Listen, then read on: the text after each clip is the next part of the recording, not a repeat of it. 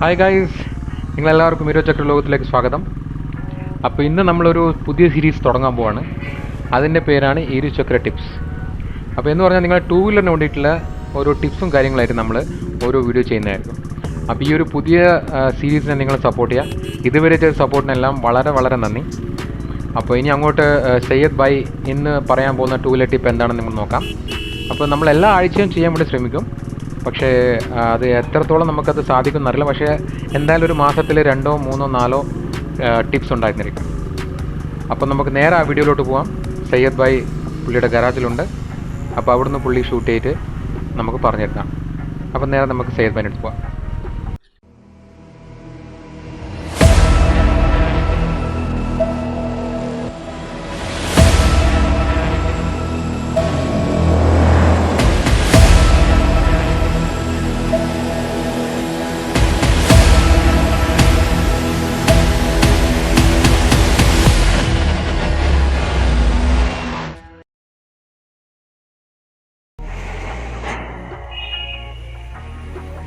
Hello friends, എൻ്റെ പേര് സയ്യദ് മുതാറാണ്.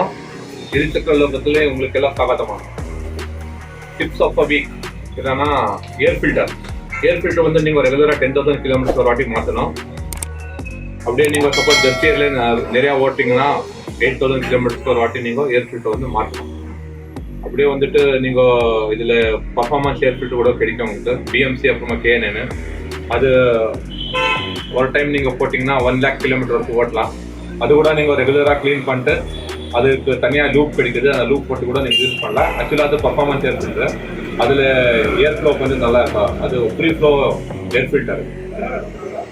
அப்போ வந்துட்டு இது ஏர் ஃபில்டர் போயிருந்தா எப்படி செக் பண்ணோம் அப்படின்னு நான் காமிக்கிறேன். நீங்கள் இங்கே பார்த்தீங்கன்னா இது நான் ரீசெண்டாக சேஞ்ச் பண்ண ஏர் ஃபில்டரு. இந்த லேயர்ஸ் எல்லாம் வந்துட்டு டஸ்ட்டு ஃபார்ம் ஆகிட்டு இருக்கும். ஸோ அந்த டஸ்ட் ஃபார்ம் ஆகிட்டுருந்தா ஏர் ஃபில்டர் வந்துட்டு ஒன்றுமே வேலை பண்ணாது. ஸோ டஸ்ட் ஆகிட்டுருந்தா உங்கள் வண்டியோட இன்ஜினில் சரியாக ப்ரீத் பண்ணாது. இன்ஜின் சரியாக ப்ரீத் பண்ணலாம் உங்கள் வண்டியில் மைலேஜ் அப்புறமா பிக்கப் வந்து ப்ராப்ளம் ஆகும். அப்படியே வந்துட்டு நீங்கள் அப்படியே மாற்றாமல் ஓட்டுனீங்கன்னா கண்டினியூஸாக உங்கள் வண்டியில் வந்துட்டு ஃபஸ்ட்டு வால் போகும், அப்புறமா இன்ஜினில் பிரச்சனை ஸ்டார்ட் ஆகிடும்.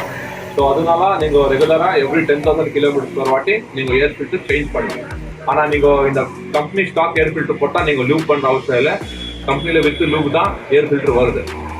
Thank you. അപ്പോൾ നിങ്ങളെല്ലാവരും കണ്ടു കാണും ഈ ഒരു വീഡിയോ. വളരെ ചെറിയ ഷോർട്ട് ആൻഡ് സ്വീറ്റ് വീഡിയോ ആയിരുന്നു. സോറി, ഇതിൻ്റെ ഓഡിയോ അത്ര നല്ലതായിരുന്നില്ല. കാരണം സയ്യദ് ഭായ് പുള്ളിയുടെ ഗറാജിൽ ഷൂട്ട് ചെയ്തു. അതിനുശേഷം എനിക്ക് വയ വാട്സാപ്പ് അയച്ചു തന്നിട്ടാണ് ഞാനത് ചെയ്തത്.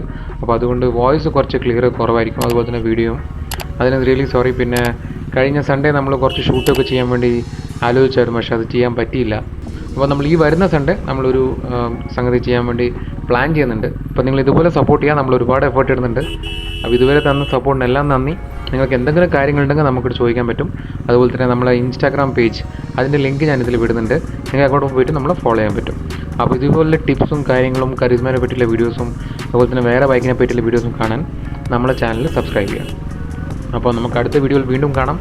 അതുവരെ എല്ലാവർക്കും നമസ്കാരം ആൻഡ് ഈദ് മുബാറക്.